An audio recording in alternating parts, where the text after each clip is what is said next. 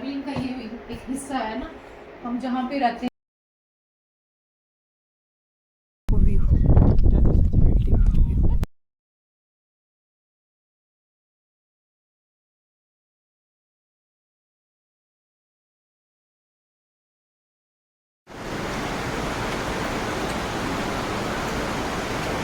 Good morning friends, सुहानी सुबह में आपका स्वागत है। 6 बजने वाले हैं और देखो नदी का किनारा, प्लीजेंट वेदर। चाय चाय हो गई है, थोड़ी देर में चेकआउट होगा हमारा और मिलते हैं थोड़ी देर में। ट्रैवलिंग का ये एक हिस्सा है ना, हम जहाँ पे रहते हैं वहाँ पे साफ सुथरा करके जाना चाहिए, क्योंकि हम अपने जगह को, अपने स्टेट को, अपनी कंट्री को, अपनी जगह को रिप्रेजेंट करते हैं।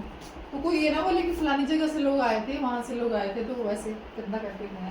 इसलिए अच्छे बनना बहुत मुश्किल नहीं है, तो छोड़ के नहीं जाना। तो डन, हम अब चलेंगे ब्रेकफास्ट करने, फिर हम निकलेंगे कहीं बिजली महादेव के लिए, तो दिखाएंगे आपको रास्ते में। चलो बाय। ये देखो कुल्लू गली का सुंदर नज़ारा और कलरफुल घर, अपना अपना शौक होता है। हिमाचल पहाड़ी एरिया लाइफ थोड़ी मुश्किल ज़रूर है, लेकिन लोग घर बड़े शौक से बनाते हैं, बहुत सुंदर बड़े बड़े, और लकड़ी और पत्थर की चिनाई से बनाए जाते हैं। रास्ता छोटा है, पहाड़ी जगह है, पहाड़ी में ऐसे ही होते हैं, लेकिन रास्ते के दोनों साइड में सेब और प्लम के बहुत बगीचे हैं।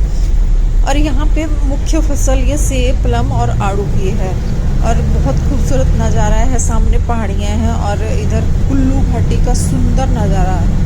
और आज हम जा रहे हैं बिजली महादेव मंदिर, जो भोलेनाथ को समर्पित है और कुल्लू घाटी का एक प्रमुख धार्मिक स्थल भी है।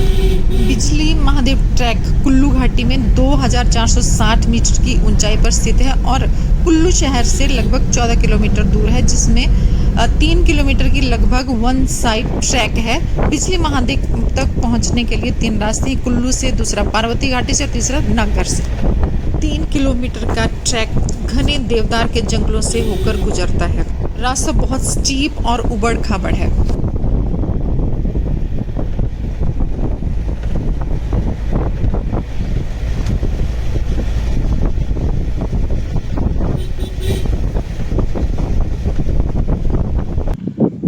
ये दिखाओ, हमने कहीं वो उधर ऊपर जाना है, तो अब यहाँ से हमारा ट्रैक शुरू होता है और मंदिर तक 3 किलोमीटर की जंगल के बीचों बीच से खड़ी चढ़ाई है। वादियाँ यहाँ से क्या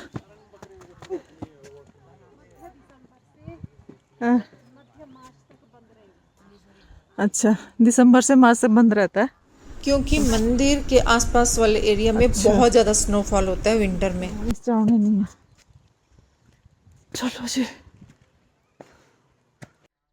जब हम चढ़ाई स्टार्ट करते हैं तो स्टार्टिंग में आपको कुछ घर देखने को मिलेंगे, छोटी छोटी दुकानें भी देखने को मिलेंगी, लेकिन बहुत कम है, जहाँ पे आपको खाने पीने की छोटी मोटी चीज़ें मिल जाएंगी, बच्चों के लिए टॉफ़ी और कोल्ड ड्रिंक या मैगी वगैरह। लेकिन अगर पानी की बोतल आप अपने साथ में रखोगे तो ज़्यादा बेटर रहेगा।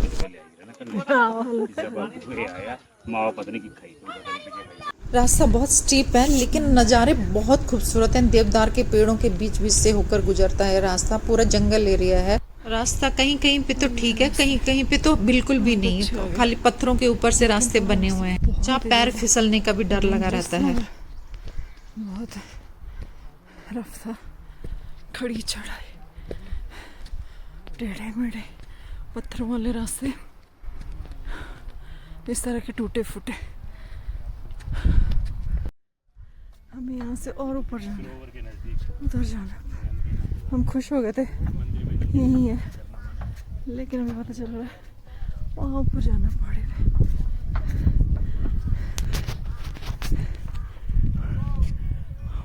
ये देखो पहाड़ की चोटी, और कितना सुंदर है यहाँ पर। चल पहुँच गए, फाइनली हम पहुँच चुके हैं और ये सामने ही मंदिर है। और कहीं सुना था कि पहाड़ी की चोटी पर प्लेन एरिया होता है, और ये देखो सचमुच में यहाँ से अल्टीमेट व्यू, नीला आसमान, ठंडी ठंडी हवा और पहाड़ों की चोटियों का अद्भुत दृश्य। सचमुच में आप यहाँ आओगे ना तब भी समझ में आएगा, पर वीडियो में इतना पता नहीं चलता और कैमरा जस्टिस नहीं कर पाता। चलिए पहले शिवलिंग के दर्शन करेंगे, फिर हम उसके बाद बाकी बातें करेंगे। अल्टीमेट ये ऊपर मंदिर। अब हम करें, ये देखो, इधर देखो सारे किधर? ऐसे। Hello hello. कैसा लगा? बिल्कुल अच्छा नहीं लगा। अच्छा, ऐसे नहीं बोलते। अच्छा। हाँ।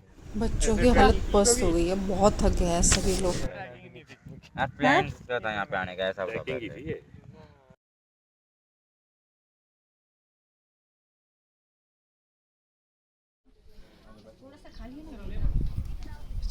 आ जाओ तब जा कर देंगे इसे भगवान।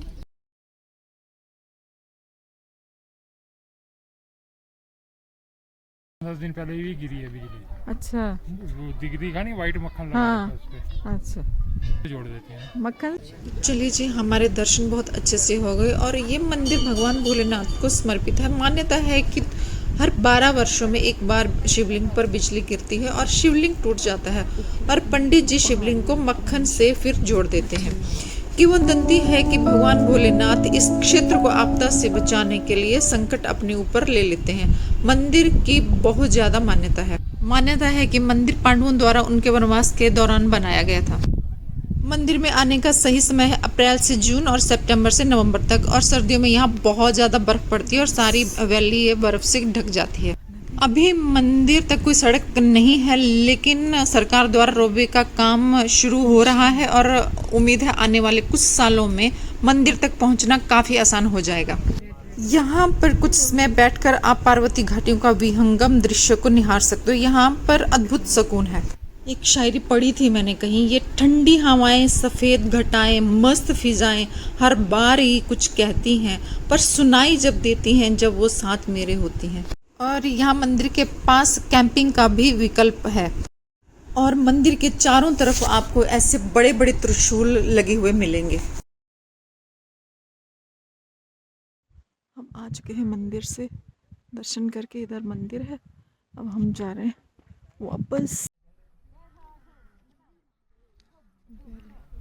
ये है ऊपर से घाटी का व्यू। यहाँ पर काफ़ी सारी छोटी छोटी दुकानें हैं जहाँ पर आपको खाने पीने का सामान मिल जाएगा और प्रसाद भी आप यहाँ से ले सकते हो मंदिर के लिए।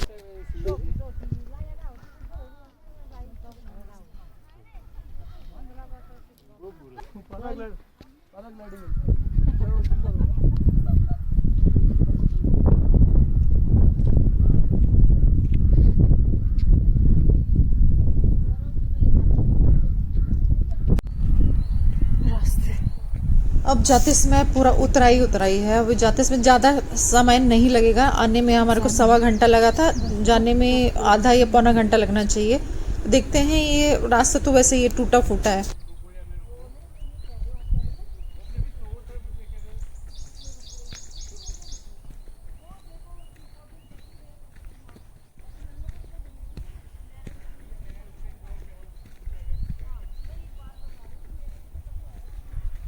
फिर भी ठीक है रास्ता। जो चीड़ के पेड़ों की ये घास है, सूखी घास, इसमें ये गिरी हुई है सारे सूखी। इसमें फिसलते हैं पैर, इसलिए पैर टिका के चलना पड़ता है धीरे धीरे से। अगर पैर फिसला तो नीचे गिरेंगे खाई में, बचाने वाला भी कोई नहीं होगा, इसलिए बहुत धीरे धीरे से ऊपर जाते समय थोड़ा बड़ा ध्यान रखना पड़ता है और नीचे उतरते समय उससे भी ज़्यादा ध्यान रखना पड़ता है।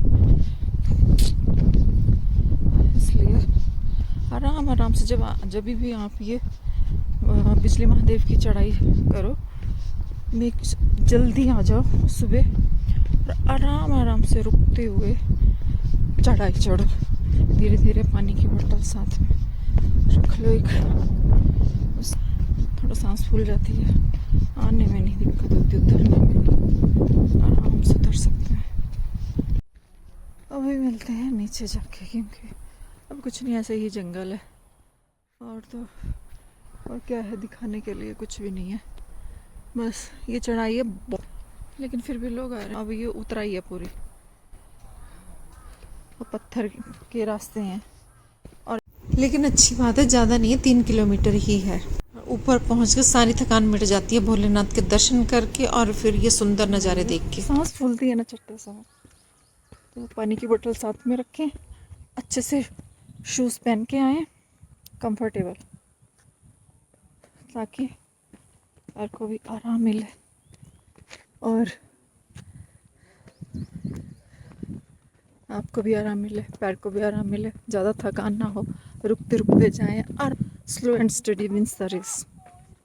बड़ा ट्रैक है और ये देखो, ये हमारे बंदे पीछे आ रहे हैं, कुछ हमारे बंदे आगे हैं ये, और हम नीचे पहुंचने वाले हैं अपनी गाड़ी के पास। और यहाँ से नज़ारा, ऊपर चढ़ाई चढ़ने में हमें 1.25 घंटा लगा था और आने में हमें 1.25 घंटे में हम पहुंच गए नीचे। और ये रहा कुल्लू घाटी का सुंदर नज़ारा, अंदाज़ा लगा सकते हो हम कितनी ज़्यादा हाइट पे हैं।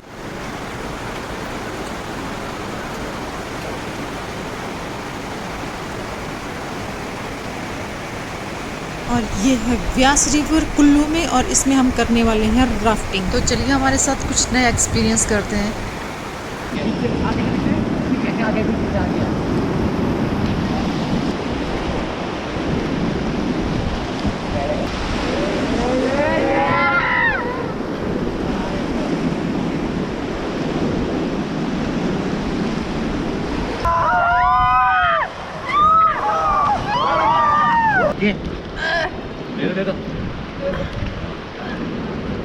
भाई बहुत अच्छा लगा मेरी रिवर राफ्टिंग करके, पानी बहुत ठंडा है लेकिन बहुत मज़ा आया।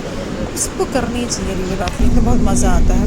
और अभी हमारा वीडियो यहीं समाप्त होता है, मिलते हैं नेक्स्ट वीडियो में। आपको वीडियो कैसा लगा कमेंट में ज़रूर बताएं और चैनल को सब्सक्राइब जरूर करें। Thanks for watching, take care, bye bye.